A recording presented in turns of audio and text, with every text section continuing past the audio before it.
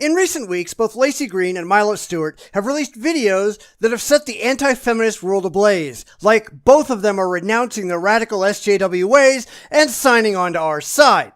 And apparently, nobody who holds this view has actually watched their videos, because neither of them says anything of the sort.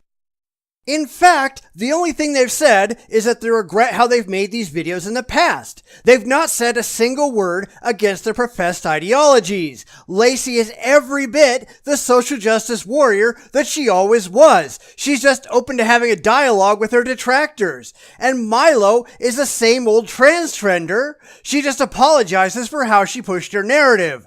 Neither of them have actually changed.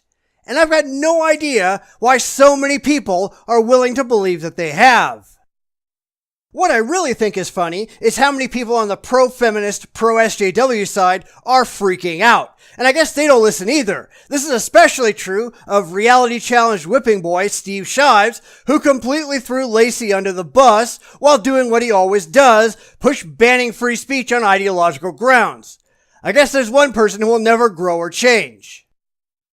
But I really don't think that either Laci or Milo have had any kind of ideological reevaluation of their positions. They didn't switch sides. They didn't recognize the stupidity of the SJW mindset.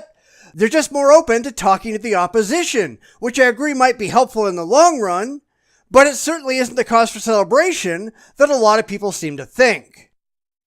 And trust me, I've seen people leap to completely unsupportable conclusions that somehow Laci is no longer a feminist, that she's given up her social justice ways and is now one of us. And that's ridiculous. Nothing I've seen from her indicates that she has shifted her allegiances one bit. Now, who knows, maybe the backlash that she's receiving from her own side might drive her away, but I don't think it's going to drive her into our arms. And Milo was a kid. Milo made mistakes. Milo made videos for the trolls and purposely traded on victimization. I get that, and I understand that young people do stupid things sometimes, and I certainly commend Milo for recognizing that and wanting to change. But that change isn't going to include rejecting the trans trender nonsense. It isn't going to mean giving up on the 247 genders crap. Milo might have grown up a little, but I don't think Milo got any smarter. And I don't think Laci did either. I think they've just reevaluated their channels and their content, and they want to improve the way they present their message. They really have no interest in improving the message, though, and I have no doubt that they'll continue to spout the same anti-intellectual, pro-emotional swill that they always did. So why are people on the anti-feminist side holding parades? Maybe because it's so rare to see anyone from the feminist side acknowledge that maybe, just maybe, they made a mistake. And they didn't really even do that. They haven't said that they were wrong, only that they behaved badly. And while I'm happy to see that they at least came to that realization, it certainly isn't enough.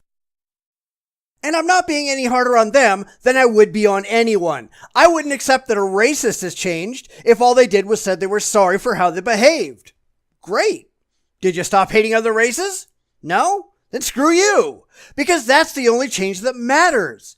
Great, Milo and Laci are going to stop being radical. That doesn't make them rational. I suppose it's a step in the right direction that they've realized, at least in Laci's case, that the opposition isn't as horrible as they've been led to believe. That doesn't change the fact that she likely still thinks the opposition is flat out wrong. Now, maybe in time she can be convinced, now that she's opened herself up to having a dialogue, but I'm really not holding my breath. Fanatics are fanatics because they refuse to change their minds, regardless of the evidence. But there are plenty of people on the anti-feminist side who are every bit as fanatical. I saw people over on Minds that were outrightly saying that they would never talk to Laci or any other feminist because those people are scum. And that just makes them the Steve Shives of the anti-feminist side. And that's nothing to be proud of. If you're not willing to have a conversation with those you disagree with, stop pretending to be an intellectual. Stop pretending to be rational. You're just a closed-minded prick that can't stand up for your own ideas in any demonstrable way. Now, I welcome an honest and open discussion with the radical left, so long as they can behave themselves and so long as they're not hyper-emotional, neither of which I'm holding my breath over. They have a track record that's just too poor to be respected. We're not the ones trying to shut down disagreement by force. They are. We're not the ones issuing threats. They are. Therefore, the ones with something to prove isn't us. It's them. They need to prove that they've changed, and I don't think for 1 second that most of them have or ever will. It's just not in their nature. Still, I'd like to think that there's hope, and Laci and Milo may be the first small signs that, at least for a select few, they might be willing to take those first tentative steps into the rational world. And I'm pulling for them. Really, I am. I just can't say I'm expecting much. And maybe it's because I've been disappointed so many times before and expect to be disappointed again. But I'm willing to give them a shot. And I hope they both prove me wrong.